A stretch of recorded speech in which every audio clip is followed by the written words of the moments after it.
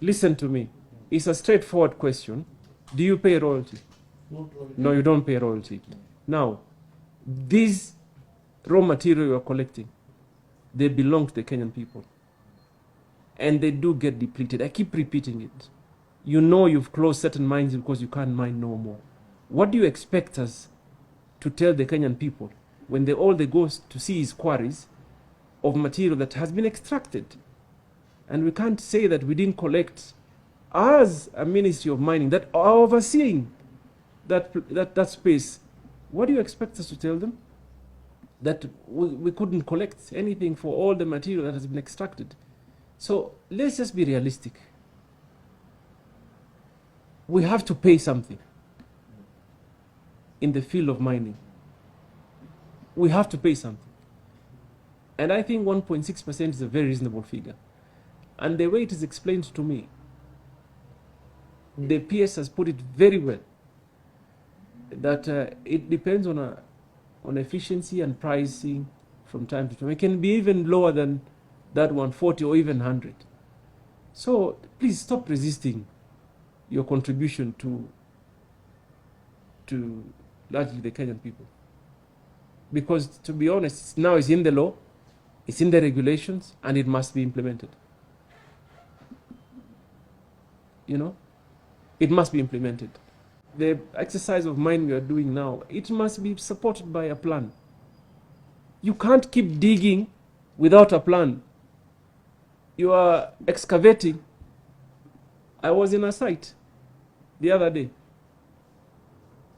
Yani mtu anachimba tu chini, goes further down without, you clearly can see there's absolutely no way they'll be able to rehabilitate. And you know what the law says? As much as it is possible, you bring it back to the status you found it. So if you go 20 meters wide, 100 meters, 20 meters deep, 30 meters deep, 100 meters wide, how are you ever going to be able to rehabilitate that? And then the worst case is that those quarries become dens of criminal activities. Because they're not being put to use, they are abandoned. So then therefore I would require every company to give us a clear rehabilitation plan.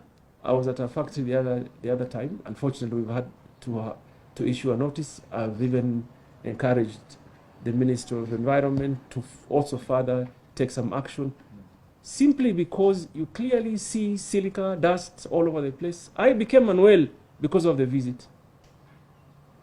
I left that place with a flu, a horrible one. And there are populations, there are people who reside around. So we don't need to come and have a back and forth on basic fundamental requirements that you all are aware about. So meaning Kenya cannot be a dump site. Kenyan people cannot suffer for no apparent reason. You invest, you follow the rule of law, both in terms of the regulations of mining and environmental. Then we'll be best of friends. You can come later and say, this one, we need to engage to make certain changes. I'll be more than happy to be your advocate. But for as long as we don't follow what is required of us today, then we may have a problem. All the compliances in terms of rehabilitation and everything has to be followed. All these quarterly reports which I'm hearing, the quarterly reports, the employment, the training, I think this is just a matter of now making sure that the industry follows it. So on that, I think there is no disagreement as far as what the ministry expects and what the cement subsector must do. In the Kenya, in whole East Africa, cement price is the lowest, and we want to continue with this lowest prices and for doing that we need the support of the mining department, because that is not only supporting to the affordable housing but also supporting the infrastructure of the country with the common person, and we want to continue with that agenda. Without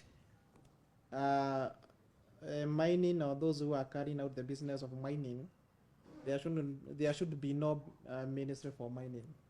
So we are here to facilitate those who are carrying out business of mining, including the value addition to the product from mining. And therefore, the discussion that we are having is timely. We will adhere in terms of implementation, but if there are some bottlenecks, we can raise directly with your ministry, and then we see how we can address the concerns.